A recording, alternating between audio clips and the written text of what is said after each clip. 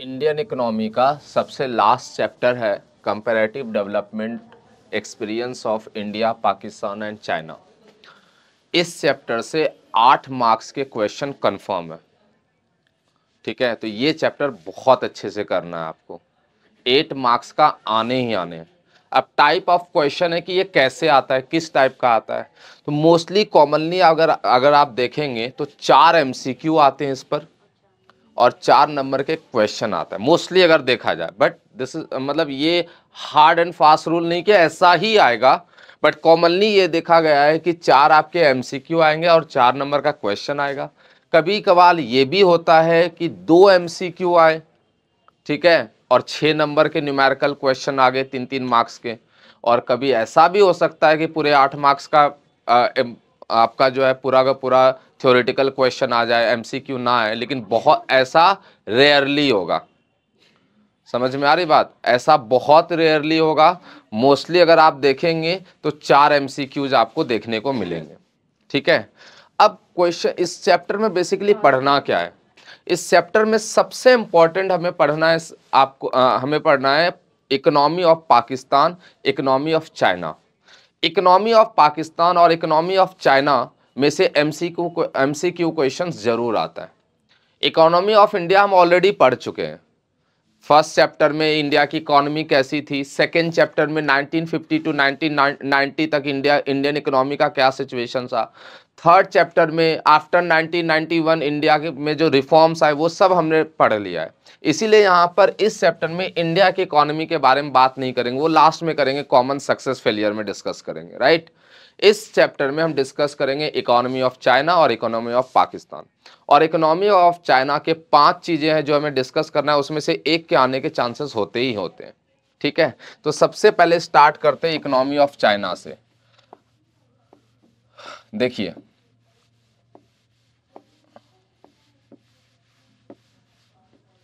China की economy के बारे में बात करें तो एक बेसिक ये है कि चाइना इंडिपेंडेंट हुआ था 1949 में। इंडिया कब हुआ था? 1940। चाइना कब हुआ था? 1940। अब पाकिस्तान कब हुआ था? 1947 में। ठीक है, इसमें आपका एक क्रोनोलॉजिकल ऑर्डर में अरेंज करने के लिए भी आता है। 2-3-4 इंसिडेंट दे देंगे और कहेंगे arrange this data into chronological order. Chronological order का मतलब पहले क्या हुआ था, फिर क्या हुआ था, असेंडिंग ऑर्डर में आपको क्या करना है, अरेंज करना है। क्लियर है? यहां पर लगभग जो है पॉपुलेशन अगर देखा जाए एज पर 2015 कितना है, 137.1 सीआर है, अराउंड 1371 मिलियन। अगर करंट सिनेरियो की बात करें तो current scenario India is the most populated country in the world. ठीक है, लेकिन हम इन करंट सिनेरियो की बात नहीं करते हैं, अकॉर्डिंग टू डेटा बात करते हैं। तो according to this data China is the most populated country as per 2015। As per current scenario India is the most populated country. समझ में आ रही बात? ठीक है, लेकिन आपको जो डेटा मिलेगा लगभग आपको चाइना मोस्ट पॉपुलेटेड का मिल सकता है। Start clear? सबसे मेन यहां से है इकोनॉमी ऑफ चाइना में सबसे पहले जो हमारे पास है वो है the great leap forward campaign. अब ये ग्रेट लीप हिंदी में भी यही है, ग्रेट लीप फॉरवर्ड कैंपेन। ठीक है, ये क्या है? चाइना के जो उस समय प्रेसिडेंट वहां चाइना में कम्युनिस्ट रूल चलता है। कम्युनिस्ट मतलब वन गवर्नमेंट वन पार्टी। अरे वाह, वहां पर एक ही पार्टी चलता है। ऐसे इकोनॉमी को सोशलिस्टिक इकोनॉमी कहते हैं, समाजवादी अर्थव्यवस्था कहा जाता है। ठीक है, उस समय थे वहां के गवर्नमेंट में थे माओ जेडोंग। ठीक है, माओ जेडोंग। और माओ जेडोंग ने जब चाइना इंडिपेंडेंट हुआ था तो उन्होंने सोचा कि हम अपनी इकोनॉमी को इंडस्ट्रियलाइज्ड इकोनॉमी बनाएंगे। समझ में आ रही बात? तो उन्होंने इंडस्ट्रियलाइजिंग इकोनॉमी बनाने के लिए, रैपिड इंडस्ट्रियलाइजेशन के लिए इंट्रोड्यूस किया कम्यून सिस्टम को। What is commune system? Commune system का मतलब होता है कलेक्टिव फार्मिंग। मतलब जैसे कि 10 किसान हैं तो 10 किसान मिल करके एक पर्टिकुलर लैंड में प्रोडक्शन करेगा, that is called commune system.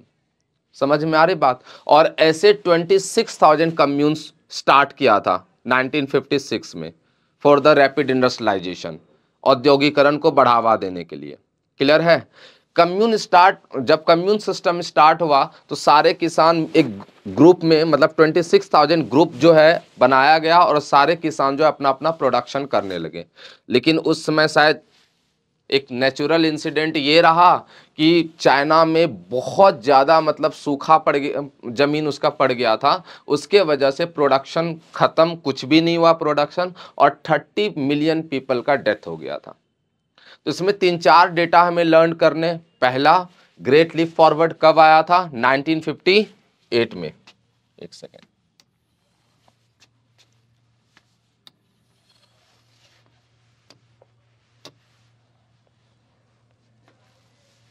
ठीक है, पहले हमें लर्न करना है कि ग्रेट लीप फॉरवर्ड कब आया था? 1958 में। दूसरा, कम्यून सिस्टम क्या है? अरे बात समझ, what is commune system? Commune system मतलब कलेक्टिवली कल्टीवेटेड लैंड्स। जब जो ग्रुप ऑफ फार्मर्स जब कलेक्टिवली लैंड को कल्टीवेट करते हैं, उसी को क्या कहते हैं? Commune system. कितने कम्यून से स्टार्ट किए गए थे? 26,000 कम्यून। ये सारे की पॉइंट्स है, समझ में आ रही बात? उसके बाद ये जीएलएफ बहुत सारे प्रॉब्लम्स को फेस करता रहा, और उस प्रॉब्लम को फेस करते करते कितने लोगों की डेथ हो गई? 30 मिलियन पीपल की। क्यों डेथ हुआ? Severe drought caused havoc in China, killing about 30 million people. Havoc मतलब होता है क्या? क्या होता है हावोक मतलब? हावोक मतलब होता है प्रलय। समझ में आ रही बात? मतलब सूखा, इतना ज्यादा जमीनें जो है, जमीन में सूखा पड़ गया था कि प्रोडक्शन बिल्कुल नील, जिसके वजह से 30 मिलियन लोगों का डेथ हो गया। तो ओवरऑल ये ग्रेट लीप फॉरवर्ड कैंपेन एक सक्सेसफुल कैंपेन नहीं रहा। क्लियर है? उसके बाद 1966 में इंट्रोड्यूस किया माओ ने the great proletarian cultural revolution. हुआ क्या, इसके बारे में मैं समझाता हूं। चाइना ने रिक्वेस्ट किया था रशिया से कि मुझे अपनी इकोनॉमी को इंडस्ट्रियलाइज्ड इकोनॉमी बनानी है, मतलब औद्योगिक इकोनॉमी बनानी है, तो मुझे कुछ प्रोफेशनल्स की ज़रूरत है जिसको इंडस्ट्री के बारे में नॉलेज हो, सेटअप करने के बारे में नॉलेज हो, उसको आगे बढ़ाने के बारे में नॉलेज हो। तो रशिया ने अपने प्रोफेशनल्स को भेज दिए थे कि कहाँ? चाइना में, राइट। फिर क्या हुआ? रशिया और चाइना के बीच में कन्फ्लिक्ट हो गया, मतभेद हो गया, विवाद हो गया। तो रशिया ने क्या किया? अपने प्रोफेशनल्स को वापस बुला लिया कि भाई तुम्हें वहां नहीं रहना, तुम देखो। अब चाइना पड़ गया अकेला।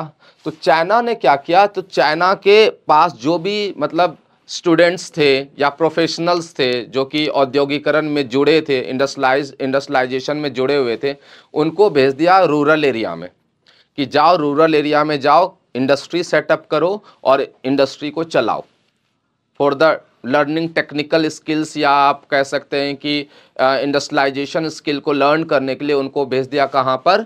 रूरल एरिया में, जिसको हम कहते हैं country side area. Country side मतलब रूरल एरिया।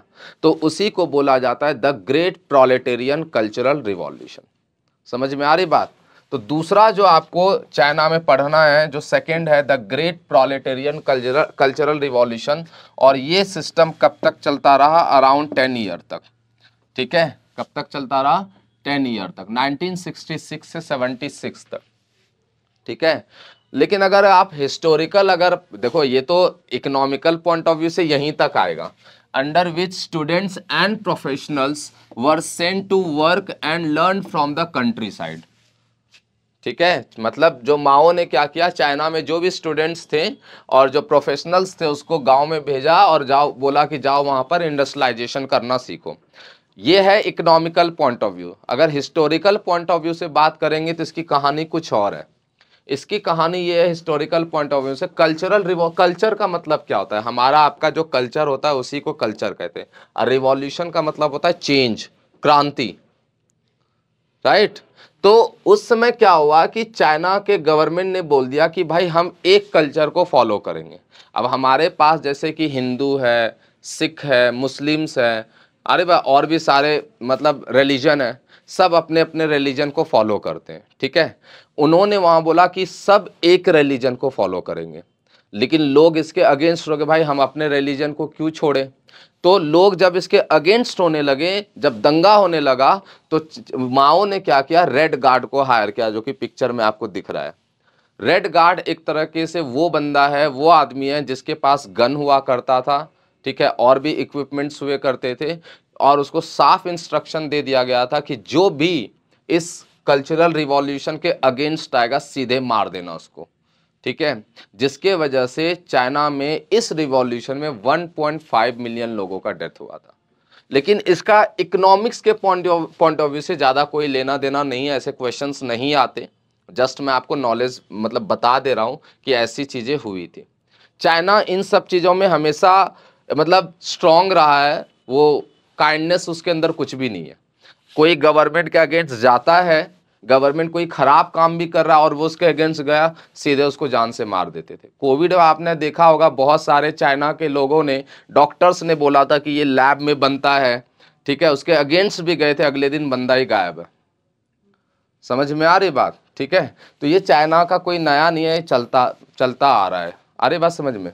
उसके बाद क्या हुआ, थर्ड फिर आया रिफॉर्म्स चाइना में 1978 में। ये लर्न करना है आपको कि रिफॉर्म्स कब आया था, 1978 में, ठीक है। रिफॉर्म्स में माओ नहीं था, रिफॉर्म्स में कुछ सेंग जियोपिंग करके नाम था, मुझे पूरा कंफर्म याद नहीं आ रहा है, वो थे, माओ नहीं थे, ठीक है। उन्होंने रिफॉर्म्स क्या 1978 में इंट्रोड्यूस। इसके 10 साल के बाद कहाँ इंट्रोड्यूस हुआ था, पाकिस्तान में। कब, 1988 में। पाकिस्तान में कब हुआ था, 1988 में। और 3 साल के बाद, पाकिस्तान के 3 साल के बाद, चाइना के 13 साल के बाद इंट्रोड्यूस हुआ चाइना में, सॉरी इंडिया में 1991 में। ये तीनों कंट्री का रिफॉर्म पीरियड लर्न करना है। चाइना का 1978, पाकिस्तान का 1988 एंड इंडिया का 1991। Start clear. चाइना ने रिफॉर्म्स 2 फेज में इंट्रोड्यूस किया। जैसे इंडिया में आपने देखा ना कि एक ही बार लिबरलाइजेशन, प्राइवेटाइजेशन, ग्लोबलाइजेशन सारा का सारा उन्होंने एक ही बार इंट्रोड्यूस कर दिया, सारे रिफॉर्म्स एक ही बार उन्होंने इंट्रोड्यूस कर दिया। चाइना में ऐसा नहीं था। चाइना में उन्होंने 2 फेज में इंट्रोड्यूस किया। पहले फेज में उन्होंने टारगेट किया किसको, एग्रीकल्चर सेक्टर्स को। जो माओ ने इंट्रोड्यूस किया था कम्यून सिस्टम की, कलेक्टिवली आप फार्मिंग करेंगे, उन्होंने पहले फेज में उस कम्यून सिस्टम को हटा दिया। हिंदी में भी कम्यून प्रणाली ही बोलते हैं, ठीक है, डी कम्यून कर दिया। आ रही बात समझ में। और इंडिविजुअली प्लॉट को एलोकेट कर दिया, सबको प्लॉट इंडिविजुअली अलॉट कर दिया। मतलब गवर्नमेंट ने कहा कि सब अपने अपने अलग अलग जमीन पर खेती करेंगे। क्लियर है। ओनरशिप किसी को नहीं दी, आप मालिकाना हक नहीं है, लेकिन आप खेती कीजिए और in the form of tax बोल दो, in the form of royalty बोल दो, जो भी बनता था वो आप गवर्नमेंट को दे दो और बाकी बचा हुआ इनकम आप अपने पास रख लीजिए। पहले ऐसा नहीं था। पहले जब कलेक्टिवली फार्मिंग थी तो सारा का सारा रेवेन्यू किसके पास जा रहा था, गवर्नमेंट के पास, उसको उसके बदले में वेजेस मिलता था। अब वेजेस नहीं मिल रहा है, आपको प्रॉपर इनकम मिल रहा है आपके मेहनत का, after paying stipulated taxes to the government. तो पहले फेज में उन्होंने ये देखिए, in the initial phase reforms were initiate in agriculture, foreign trade and investment sectors. In agriculture, for instance, commune lands were divided into the small plots which were allocated for use not ownership to individual household। ठीक है, जो बड़ा जमीन था उसको छोटे छोटे जमीन में बांट के सब किसानों को अलग अलग दे दिया। दूसरा उन्होंने क्या कहा कि they were allowed to keep all income from the land after paying stipulated tax. सारा इनकम आप रखिए, टैक्स दे दीजिए मुझे। लोग भी फ्री हो गए भाई कि जितना अच्छा मेहनत करूंगा वो मेरा इनकम होगा। पहले मजदूरी मिलती थी, अब आपको ओनरशिप नहीं मिल रहा है, लेकिन उसकी रेवेन्यू मिल रहा है आपको। तो इससे इंप्रूवमेंट काफी हुआ चाइना में। दूसरा लेटर फेज में उन्होंने, मैं अगर शॉर्टकट बताऊं तो लेटर फेज में एक्चुअली उन्होंने प्राइवेटाइजेशन को इंट्रोड्यूस किया। हमने भी पढ़ा था चैप्टर नंबर 3 में, प्राइवेटाइजेशन का मतलब होता है transfer of ownership from the private sector to the government sector, sorry government sector to the private sector. ठीक है, पूरा प्रॉपर प्राइवेटाइजेशन तो नहीं बोलेंगे, बट उन्होंने प्राइवेट सेक्टर्स को इनवाइट किया कि आप भी गुड्स को प्रोड्यूस कर सकते हो। पहले सारा किसमें था, गवर्नमेंट में। अरे बस अब उन्होंने प्राइवेट सेक्टर को भी इनवाइट किया कि आप भी गुड्स को प्रोड्यूस कर सकते। रूल्स रेगुलेशंस चाइना के गवर्नमेंट के रहेंगे। समझ में आ रही बात? उस रूल्स रेगुलेशन के अंदर आप प्रोड्यूस कर सकते हैं। तो this is later phase. Reforms were initiated in the industrial sectors, private sector firms in general, and township and village enterprises, that is those enterprises which were owned and operated by local collectives in particular, were allowed to produce goods. छोटे बड़े जितने भी industries हैं सबको allow कर दिया कि आप गुड्स को प्रोड्यूस कर सकते हो। समझ में आ रही बात? तो ये दो फॉर्म्स में आपका रिफॉर्म इंट्रोड्यूस हुआ था। क्लियर है? उसके बाद आया ड्यूअल प्राइसिंग सिस्टम, दोहरी कीमत प्रणाली। चाइना ने दो कीमत डिसाइड किया, ठीक है। वैसे मैं बता दूं हट भी गया है, अब ड्यूअल प्राइसिंग सिस्टम है नहीं चाइना में, 3-4 साल रहा फिर खत्म कर दिया। इसका मतलब क्या है? जैसे इंडिया में देखो क्या है, जैसे किसान है तो किसान को इनपुट किस रेट पे मिलता है? सब्सिडाइज्ड रेट पे मिलता है। उनको इलेक्ट्रिसिटी, अगर आप इलेक्ट्रिसिटी बिल 5 रुपये पर यूनिट पे कर रहे हैं तो किसान को 2 रुपये पर यूनिट पे किया जाता है। वो 2 रुपये पर यूनिट के रेट से वो पे करते हैं। तो ये क्या है? सब्सिडाइज्ड रेट पे है। अगर जो प्राइवेट फर्म्स है वो फर्टिलाइजर खरीदेगा तो मार्केट प्राइस पे मिलेगा, लेकिन जो स्मॉल फार्मर्स है, मार्जिनल फार्मर्स है, वो फर्टिलाइजर खरीदेगा तो उसको किस पे मिलेगा? सब्सिडाइज्ड रेट पर। तो ड्यूअल प्राइसिंग हो गया ना। तो यहां पर भी उन्होंने ड्यूअल प्राइसिंग इंट्रोड्यूस किया था। समझ में आ रही बात? ड्यूअल प्राइसिंग क्या था? देखिए, the reforms process also involve dual pricing. This means fixing the price in 2 ways. Farmers and industrial unit were required to buy and sell fixed quantities of inputs and output on the basis of price fixed by the government. Government ने price fix किया कि भाई इस price पर आप इतने input खरीद सकते हैं और इतने आउटपुट बेच सकते हैं। उस अगर लेवल को क्रॉस करोगे, ठीक है, तो आपको इनपुट कौन से प्राइस पे मिलेगा? मार्केट प्राइस पर। अरे बात समझ, जो कि बेस प्राइस से क्या होगा? ज्यादा होगा। देखिए, and the rest were purchased and sold at market price. Clear है? उसके बाद इंट्रोड्यूस हुआ है स्पेशल इकोनॉमिक जोन। ये भी काफी मतलब इफेक्टफुल रिफॉर्म्स रहा है चाइना में। स्पेशल इकोनॉमिक जोन, सबसे पहले समझेंगे कि what is special economic zone. इसको हिंदी में कहते हैं विशेष आर्थिक क्षेत्र, ठीक है। स्पेशल इकोनॉमिक जोन उस एरिया को बोला जाता है जहां पर इंडस्ट्रियलाइजेशन के लिए सरकार आपको सारी फैसिलिटीज प्रोवाइड करते हैं, सारी सुविधाएं आपको वहां पर देते हैं। जैसे कि आपको इंफ्रा बहुत बेटर करके देते हैं वो, ठीक है। आपको जो है टैक्स कंसेशन देते हैं, आपको इंसेंटिव्स देते हैं। तो ये सारे ऑफर्स देते हैं ताकि प्राइवेट सेक्टर्स के लोग यहाँ पर आए, इंडस्ट्री ओपन करें और हमारा जो इकोनॉमी है वो इंडस्ट्रियलाइज्ड इकोनॉमी बने।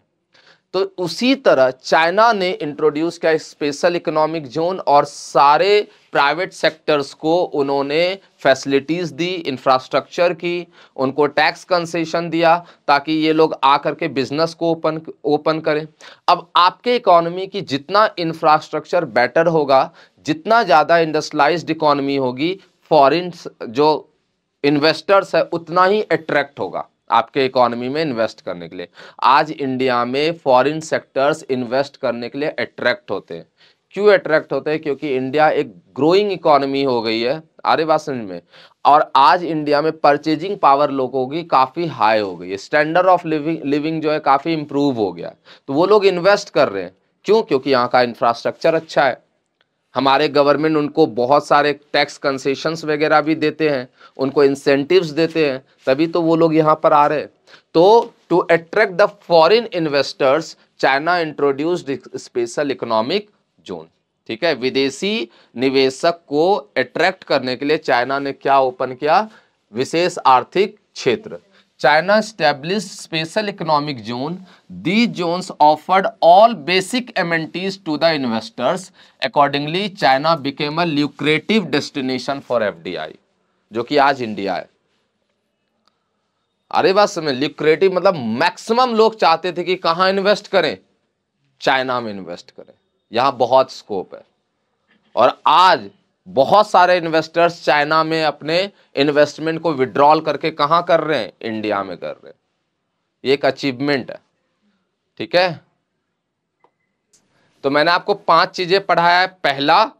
पहले हुआ था, चाइना में आया था great leap forward campaign in 1958। Second, the great proletarian cultural revolution 1966 से 76 तक, यस 10 इयर्स तक चला था ये।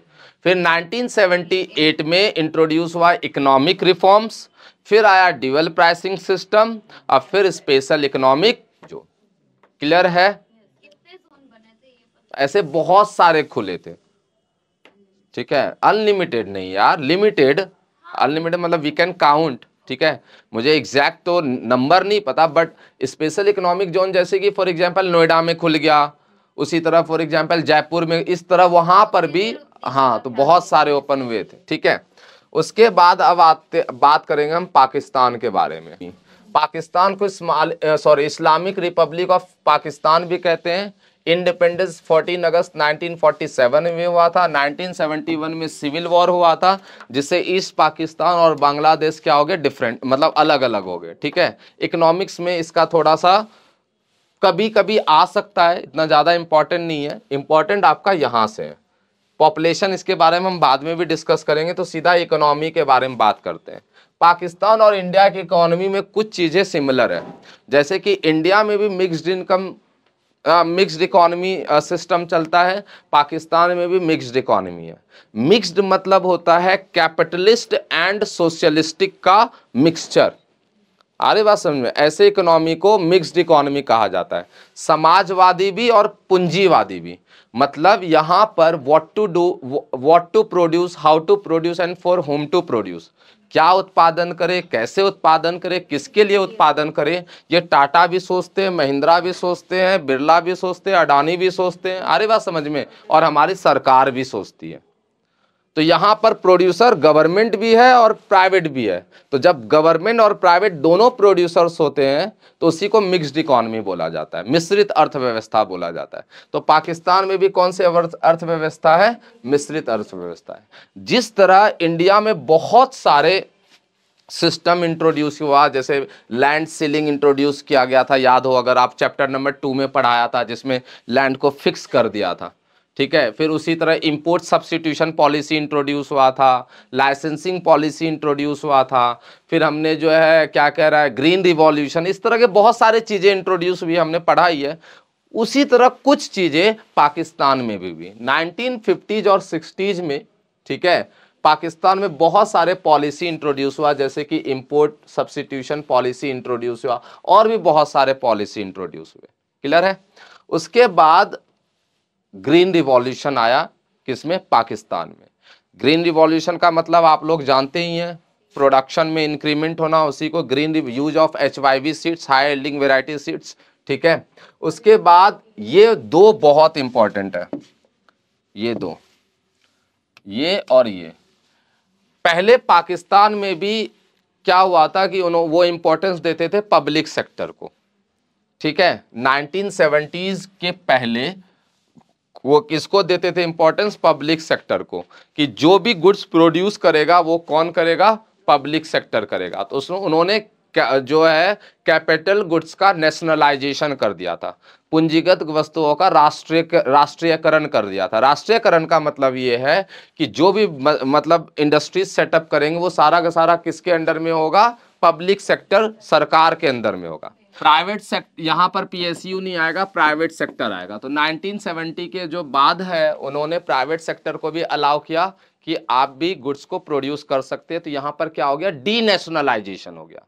पहले देखो उन्होंने क्या किया था, nationalisation of capital goods industries, और उसके बाद उन्होंने क्या किया, देखो यहाँ लिखा होगा, denationalisation and encouragement of private sector. During this period Pakistan also receive financial support from the western nations, ठीक है, उन्होंने फाइनेंशियल सपोर्ट भी लिया। Remittance from continuously increasing outflow of emigrants to the Middle East, ठीक है। ये थोड़ा हिस्टोरिकल चीजें हैं, अरे बात समझ में। उसके बाद रिफॉर्म्स कब आया पाकिस्तान में, 1988 में, क्लियर है। एंड 1988 में जब रिफॉर्म्स आया तो पाकिस्तान में ने भी इंट्रोड्यूस किया liberalisation, privatisation and globalisation. Pakistan में भी क्या क्या हमने पढ़ा? पहली बात मिक्स्ड इकोनॉमी, 50s और 60s में बहुत सारे वेरियस पॉलिसीज को इंट्रोड्यूस किया। ठीक है, ये डेट्स याद करने बस इन दोनों के, इन चाइना और पाकिस्तान के। उसके बाद 70s के पहले वो इंपॉर्टेंस किसको देते थे? किसको? पब्लिक सेक्टर को। क्या हुआ था? Nationalisation of capital goods industries. और 70s के बाद वो किसको दे रहे थे? प्राइवेट सेक्टर को। फिर क्या हुआ? डीनेशनलाइजेशन हो गया। इसके मैं दोबारा रिपीट कर रहा हूं, जैसे पाकिस्तान की इकोनॉमी में कैसे कैसे इंसिडेंट हुआ है वो दे देगा और बोलेगा अरेंज करने के लिए, इसीलिए ईयर याद होना चाहिए आपको। इन दोनों के इंसिडेंट के ईयर तो लर्न करने हैं, बाकी इसके आगे जो मैं बताऊंगा वो ज्यादा लर्न नहीं करने, क्योंकि आपके पास टेबल आ जाता है, उसी को कमेंट करना है, उसी को एनालाइज करना है। ठीक है, नेक्स्ट क्लास हम पढ़ेंगे कंपैरेटिव स्टडी, मतलब आप जीडीपी ग्रोथ इंडिकेटर्स पढ़ेंगे और हम डेमोग्राफिक इंडिकेटर्स पढ़ेंगे। Okay, thank you.